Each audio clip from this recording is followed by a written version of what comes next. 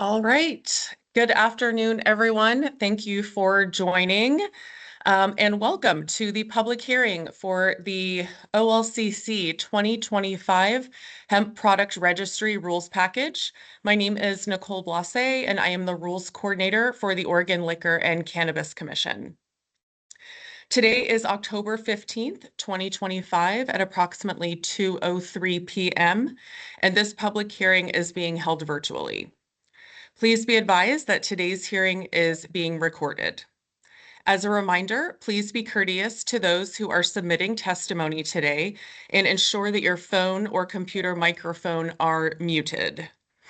The purpose of a public hearing is to provide those interested an opportunity to submit data and/or personal comments to be considered by the agency prior to the adoption of permanent rules. As a reminder, this hearing is a chance to provide formal testimony for the public rulemaking record, not for questions or dialogue. Should you have questions or comments not for the rulemaking record, please contact us after the hearing today and we will be happy to assist you. This afternoon's hearing is being held in accordance with Chapter 183 of the Oregon Revised Statutes, otherwise known as the Administrative Procedures Act, Division 1 of Chapter 845 of the Commission's Administrative Rules, and Division 1 of Chapter 137 of the Oregon Administrative Rules, otherwise known as the Model Rules of Administrative Procedure. During today's hearing, we will accept comments from anyone who wishes to submit them. If you are interested in providing testimony but have not yet signed up, please raise your hand in Teams, or if you are calling in, please announce yourself when there is an opening. For those who are raising their hands in Teams, I will start with that list and go in order of received. If you wish to submit written comments after today's hearing, as we are still in the public comment period for this rule package, you may do so provided that all submissions are received by 12 p.m. on October 31st, 2025. In accordance with OAR 137-001-0040, all public comments received on this matter, whether in the form of written document or oral testimony, will be posted on our agency's rulemaking website and will become a part of the permanent rulemaking record. Here is a summary of the proposed rules for the hearing today for the Hemp Product Registry. The Oregon Legislature passed House Bill 4121 during the 2024 Oregon legislative session, which, among other things, directs the OLCC to establish a registry for hemp products for sale to consumers in Oregon. A person within or outside the state responsible for the manufacture, packaging, or distribution of an industrial hemp product must, prior to selling, transferring, or delivering to the consumer or to a retailer in this state for purposes of retail sale, register the product with OLCC, and label the product in accordance with OLCC requirements. All right, it looks like we have a hand raised. We will start with Gabe Parton Lee to submit testimony today. For anyone that will follow, please, before you begin, please state your name and affiliation for the record. And before we get started, as stated in the notice of proposed rulemaking, this hearing is open until 3 p.m. today, or 5 minutes after the last oral comment has been received and entered into the record. Once we do not have any messages to provide comment, we will conclude the hearing. So Gabe, I will start with you. And for anyone else who wishes to follow, if you could please raise your hand in Teams or interject if you are calling in. So Gabe, please take it away. Thanks, Nicole, and thanks for holding this this public comment period. I have a very narrow comment to request on behalf of Wild. We're a cannabis-infused edibles processor operating within the marijuana regulated space here in Oregon. I want to point directly to the legislative intent and need for these rules. Kind of this last statement where these rules are intended to be substantially similar to the requirements adopted for marijuana item labeling in Oregon.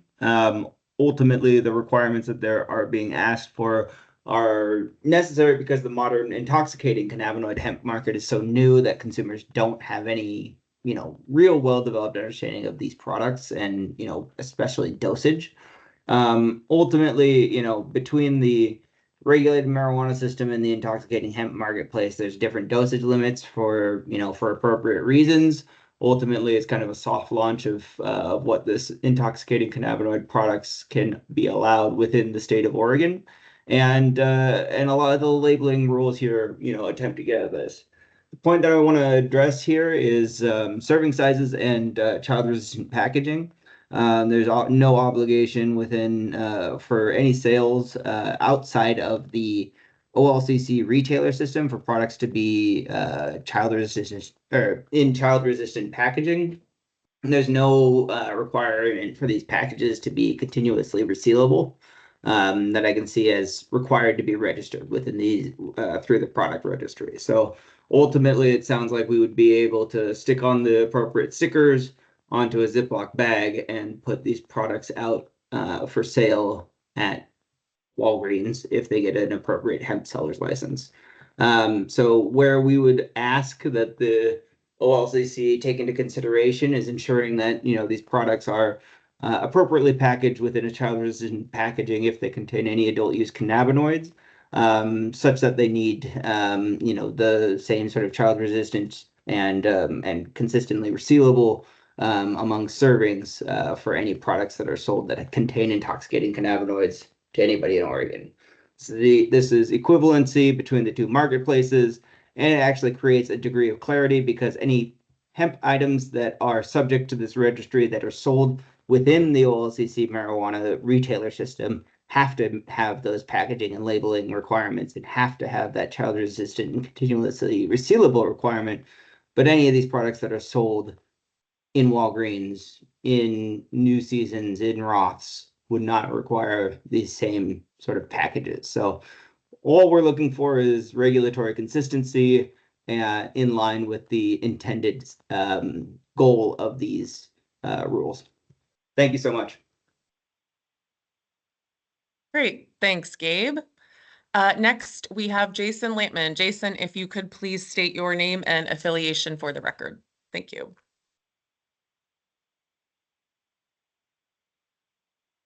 Jason, if you're talking, you are on mute.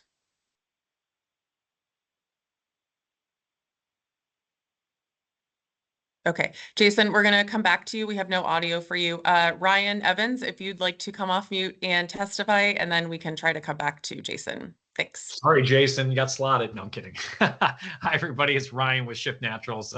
We're an Oregon manufacturer of hemp products. And I just want to say something really quickly on the potency labeling requirements for 7A. We're obviously all about consumer transparency and product safety. But the issue that having the total THC and CBD required to be the actual amount that's on the laboratory test, obviously every product has slight variances batch to batch. And one of our big concerns, and we've done a lot of surveying with our existing customers, is this going to help to educate the consumer? Or is this going to create confusion in the marketplace? Overwhelmingly, it's created the concern is there's going to be a lot of confusion. There's obviously the operation and logistics issues, and as Gabe had just elucidated earlier in his testimony, it's like, what are we moving towards? Are we moving this kind of hemp infused beverage category more towards the marijuana market, or are we moving it more towards beer and light wine and other products? Target is carrying this now in Minnesota in 11 retail stores, and so I think we all know long term the regulatory tailwinds are more like treating it like beer or another lightly intoxicating product. And so, with beers and spirits, as long as you're within a 10% variance, you don't have to change your label. And that's currently how it is today. Having it say 2 milligrams of THC versus 1.95 versus 2.05, it creates a lot of confusion for the consumer, and it doesn't really help educate them. It doesn't change anything for them.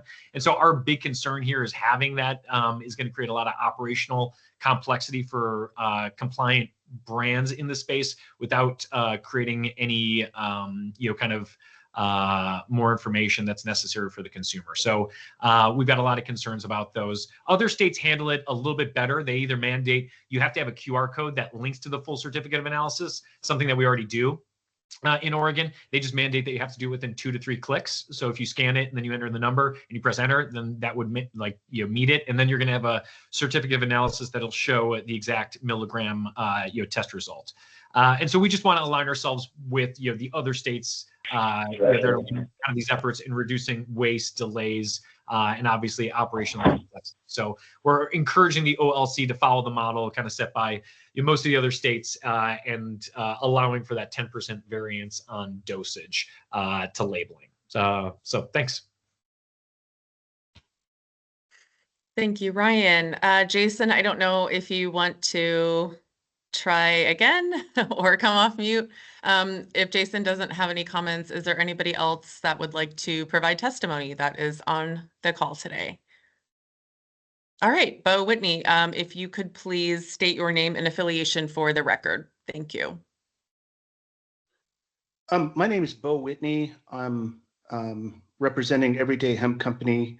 We're a Portland-based bioplastic company, but our sister company is Whitney Economics. And Whitney Economics doesn't take a position on legalization, but we have done extensive analysis of the U.S. market on a state-by-state basis. In general, when I've looked at these rules, what we've seen is that the OLCC does not appear to have the capability or the resources to support a quick adoption of a product registration. And when we've looked at similar rollouts in, say, Virginia, the registrations took so long that many of the businesses that tried to register actually went out of business. And so by having these rules that you're proposing now on labeling and testing and all this stuff, we support public safety, but it doesn't seem to be solving an issue, and the cost of this implementation is going to be greater than the public safety savings that result from this policy. So we generally, at Everyday Hemp Company, we oppose the product registration in its entirety because it doesn't solve the public safety issues. So thank you. Thank you, Bo. Is there anybody on the call that would like to provide testimony today?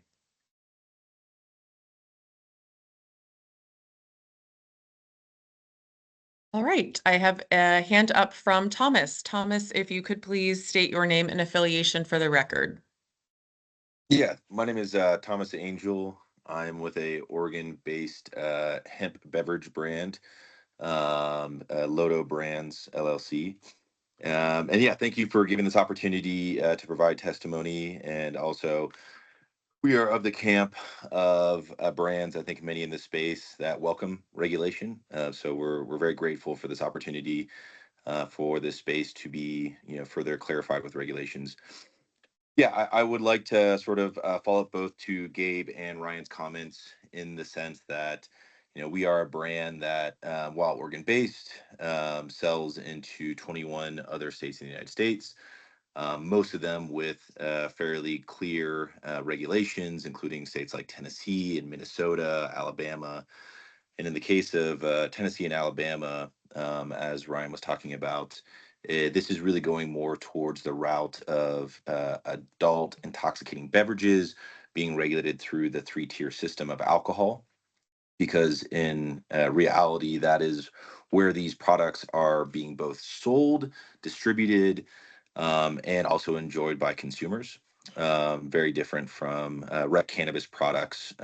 So yeah, essentially what we're hoping to get across with these regulations for here in Oregon is to really align it more with alcoholic beverages. I think that is in the case of low dose intoxicating hemp beverages, particularly, not speaking for any other intoxicating hemp beverage form or hemp products, but at least in the case of intoxicating hemp beverages, I think having things that align more closely with regulations and requirements to alcohol is what will enable this market to be ultimately, which will be helpful for the state of Oregon, a viable industry that not only creates jobs, both for manufacturers and for distributors, potentially even retailers as well, but also a taxable revenue source. And I think if you are able to enable regulations to be more aligned with what are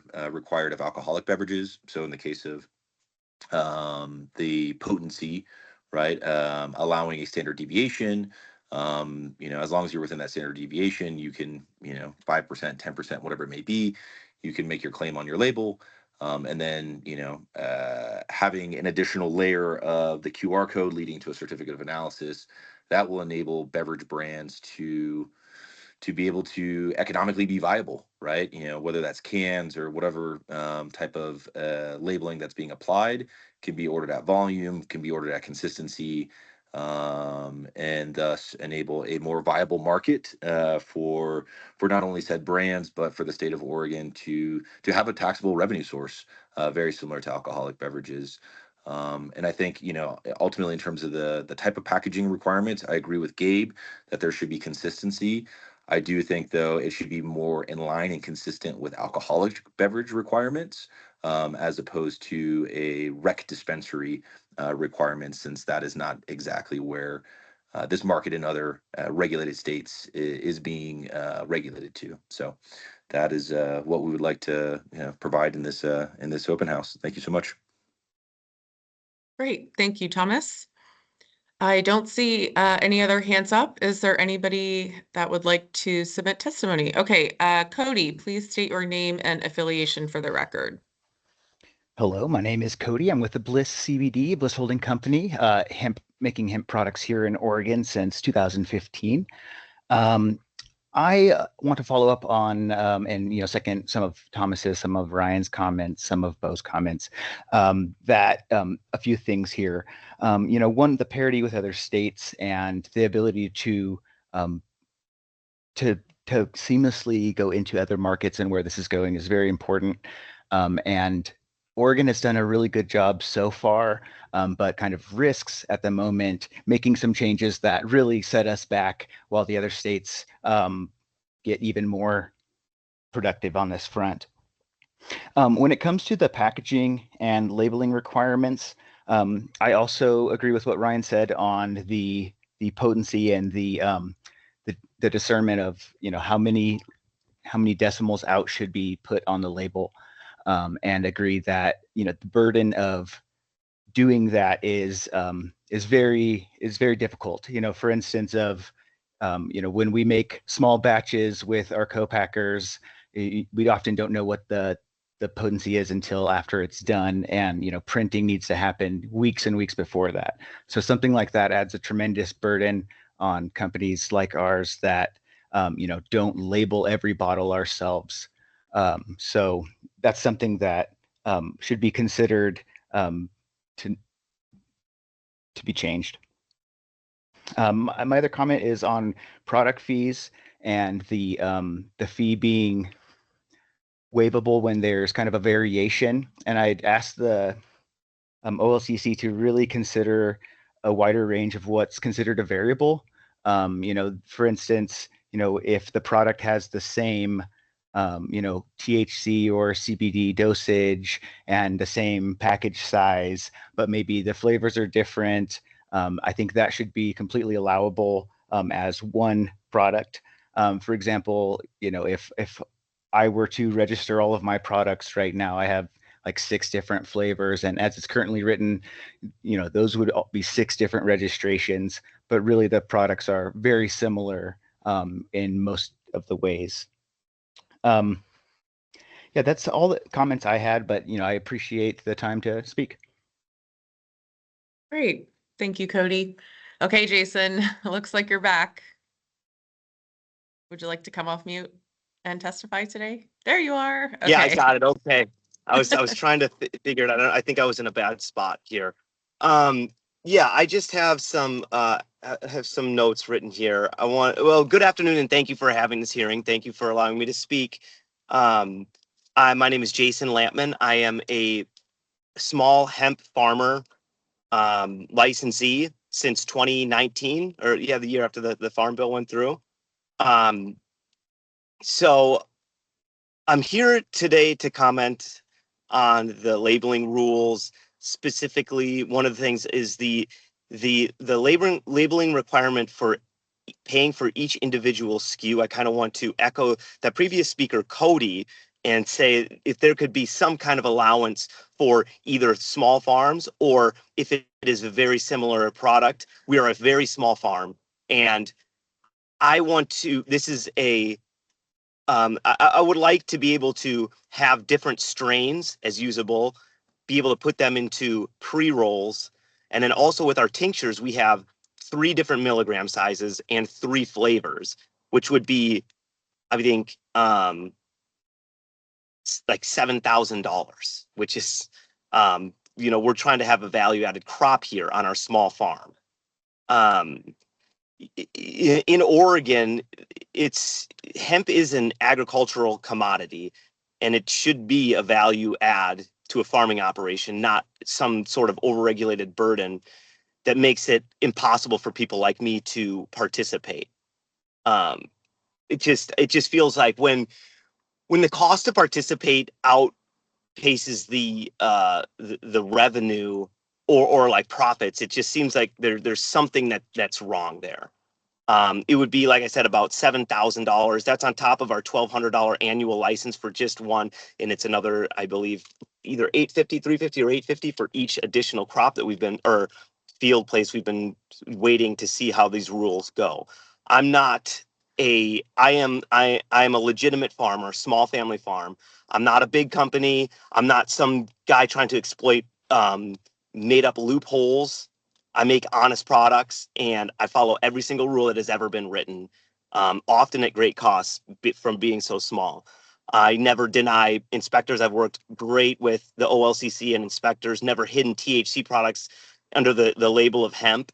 And but it just feels like there's still just a constant attack on the people who are doing well. The people who aren't following the rules aren't going to start following the rules now. I've been in conversations with farms and hemp businesses across the country, and it's there is conversation of just saying just don't ship to Oregon, and that's, it's not a really long list. It's pretty much Idaho and then Oregon. They're saying starting in January, and I mean I will probably just not sell in Oregon if this goes through unchanged. The OLCC's mission statement says their goal is to protect public health and safety while supporting responsible businesses. And I don't think that there's a lot of evidence of, or I don't think there's any evidence of a public health crisis from hemp products that would justify the constant barrage of regulations. And I think it's really an easy challenge in courts, similar to what we saw with, aspergillus and things like heavy metals that were not really put in place with a lot of scientific backing. Of course, I understand the desire to maintain safety and accountability, which is a problem in hemp. We all want that, but I think there needs to be balance, especially to help out small farms like mine. I don't think these rules are going to make Oregon safer. Like I said, I don't think there is an actual large-scale problem of health crisis. We're on the verge of national legalization for cannabinoids, and a lot of people look up to the OLCC and Oregon for the way that we have handled cannabis and as leaders and forward thinking, and I think it's time to lead, not just start over regulating and retreating, and not reverse the legacy that we have already in place with cannabinoids and cannabis and hemp. The overregulation time and time again just drives out people, especially like me, small farms that are just trying to add a value to their farming operation.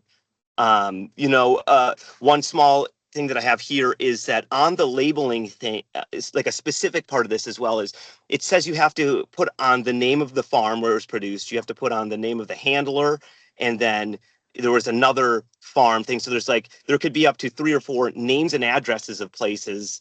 And I don't think that is going to add any safety either. I think we should treat it like wine or grapes. I'm sorry, grapes or hazelnuts.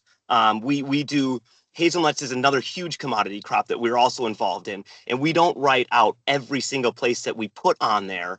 We just get it all, and we take the responsibility to put our name and company on there, and then through this extensive reporting, it would be able to be found, and testing of where it came from and everything, and all of that. So. You know, if we leave, you know, we're small, but there's going to be other companies that fill our spots, and they're not going to follow the rules. They're not going to, you know, the sentiment from outside of the state is that Oregon is being too restrictive, and I don't even think that I don't even know what the legality of trying to charge or paying the money of cost of just trying to go and try to regulate out of state companies. I just don't think it's going to actually do anything or work. Um, so I would, and then another point is there is it's the Administrative Procedures Act, ORS 183.540, which agencies can consider economic impact in the rules, as there's the economic impact statement in the front. And so I would strongly encourage the commission to exercise that option here and create a small farm exclusion or adjustment where somehow where we can label all of our products that are, if it's all usable and it's all tinctures, maybe something similar to what the speaker Cody had said. Yeah, that's basically all of my thoughts. Thank you for giving me the time to speak. That is a really negative comment that most of the time I'm here saying positive things. I want to say that I do respect the commission and the ODA, everybody I've worked with, including Ms. Blasse, for helping finding rules and everything, have been so helpful. ODA Parker and Miss Lane just have been so helpful. So I have statements for next week's OLCC hearing, and it's going to be way more positive. So thank you for the time, and have a great day. Thank you, Jason. Is there anybody else on the call that would like to provide testimony today for the record? I don't see anyone else signed up. All right, I will keep the hearing open and recording until about 2:35. And if there have been no further requests to provide testimony, I will conclude the hearing. Tyler Wolford, if you could state your name and affiliation for the record, please. Yeah, Tyler Wolford. I just worked in the industry for some years now. I just was listening in today on this meeting. I just want to say I support Jason in his statement. Most of all, out of all the statements in this conversation, we need to make sure that this agricultural commodity and its the availability for small family farms to participate and operate. And I think that needs to be highly looked at and considered by the OLCC in their considerations for further suggestions and your operations yourself. And that's all I have to say. All right, thank you. Anybody else? Yes, Bo Whitney. And as a reminder, this is an opportunity to provide testimony for the record, not discussion. So yes, Bo, please continue. Yeah, so with my economics firm, Whitney Economics, we have surveyed businesses throughout the state of Oregon, and they say that these rules create an undue burden on their operations. When I talked to large grocers, for example, they felt like they had to pull the products off their shelf in order to remain compliant. But they also mentioned that they have to do additional due diligence in order to ascertain whether or not their suppliers are conforming to the rules. And so as a result of this additional due diligence, they are inclined or incentivized to provide fewer opportunities for hemp suppliers, not more. And so, and just one other fact, I was a keynote speaker at a Northern Colorado Hemp Expo, and the FDA was there 2 years ago. They said on the record that there is no public health crisis associated with cannabinoids, Otherwise, they would get involved and they would shut down the industry. So, given the fact that the FDA is saying that there's no public health crisis, and other folks have testified to this fact here in Oregon, it seems like this is creating an undue economic burden on an industry that has been reduced in acreage from 64,000 acres to less than 2,000 over the course of just a few years, a reduction of acres of 98%. So the industry here is already on its last legs. And so by providing these obstacles and increasing costs, it'll be further exacerbate the decline and could prove to be the death knell of the industry here in Oregon. Thank you. All right, thank you. Is there anybody on the call that would like to provide testimony for the record today? If you could raise your hand in Teams. Tyler, go ahead. Yeah, I'd just like to add to Bo's statement. The complexity of this industry is clearly not necessary. It's non-beneficial to the industry as a whole. It's only benefiting corporate entities that want to drown out this industry and overstand family farms to be able to operate and perform. And this needs to be really looked at and considered by even the OLCC. And because you are public servants and you need to consider family farms to be able to operate, because this is something that is a part of our country's history, and it made for us all to prosper, not just for the elite and the wealthy. And so that's what I want to add. Thank you.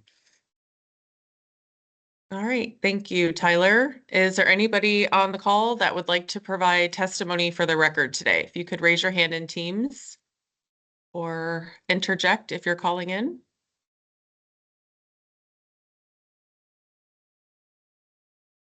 All right, I'm going to keep the meeting open and recording for about 5 more minutes. And if there have been no further requests to testify, I will conclude the hearing. So again, if you're just calling in, please raise your hand or interject if you'd like to provide testimony. If I could also request that everybody please remain on mute. Thank you.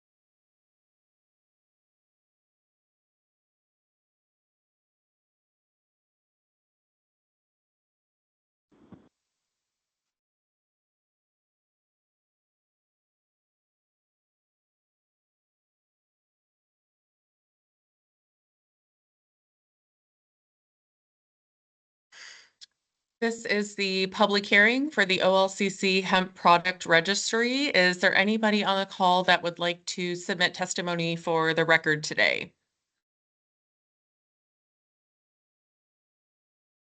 All right, I'm going to hold the hearing open and recording for another moment or two. Tyler, yes. Yeah, it's clear that the OLCC allows agricultural commodities, agricultural in OLC liquor license facilities. As I've seen, Courtney Moran has clearly stated that's one of the actions that was taken to get the OLCC to accept hemp products into. I'm going to go ahead and mute that participant. I'm going to go ahead and conclude the hearing. If Sorry, I was muted. Hi, Tyler, I'm going to go ahead and mute, and we can talk about why after the meeting. Thank you.